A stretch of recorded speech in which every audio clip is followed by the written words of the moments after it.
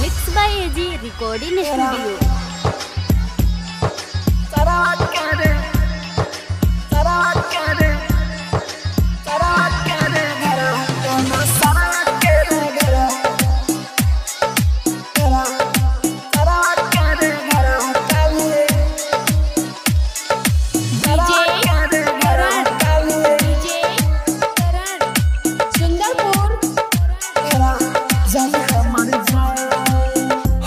सबेरे टूट जाई अरमान कौना सरवा के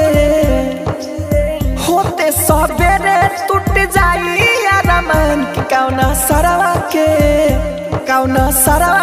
रे घरवा काले जाई हमर जान कौना सरवा के रे घरवा काले जाई हमर जान कौना सरवा के रे घरवा काले जाई हमर जान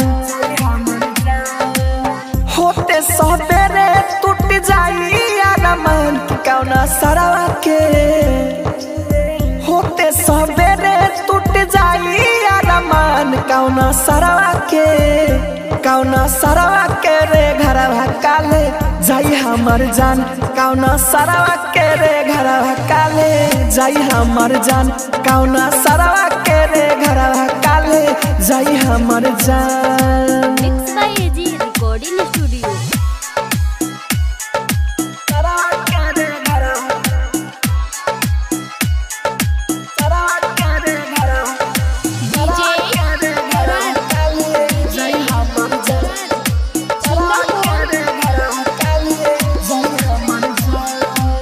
रात भर रोले बानी इहे बाते सोच के दोसर ले जाई हमर जाई बनो चके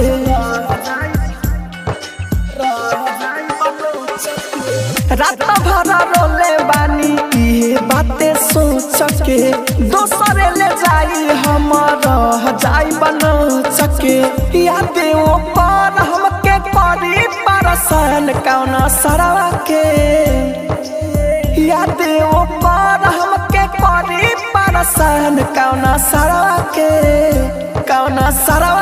रे घरवा काले जाई हमर जान कौना सरवा के रे घरवा काले जाई हमर जान कौना सरवा के रे घरवा कालू जाई हमर जान। आप सुन रहे हैं एजी एंटरटेनमेंट की धमाकेदार प्रस्तुति।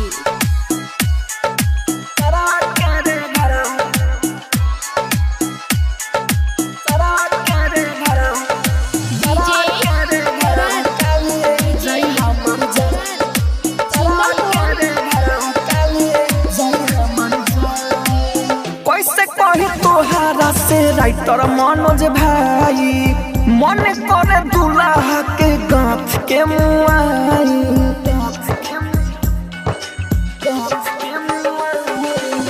कैसे कही तोहारा से राइटर मनोज भाई मन करे दूल्हा के गाँथ के मुआई लकी अनिल राहुल मारी ओके जान कौना सरवा के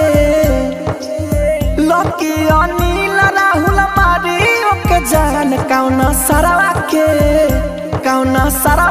रे घरवा काले जाई हमर जान कौना सरवा के रे घरवा काले जाई हमर जान कौना सरवा के रे घरवा काले जाई हमर जान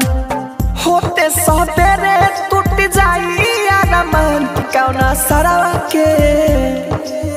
होते सबेरे टूट जाई अरमान कौना सरवा के रे घरवा काले जाई हमर जान कौना सरवा के रे घरवा काले जाई हमर जान कौना सरवा के रे घरवा काले जाई हमर जान। स्टूडियो रोशनपुर सपहा।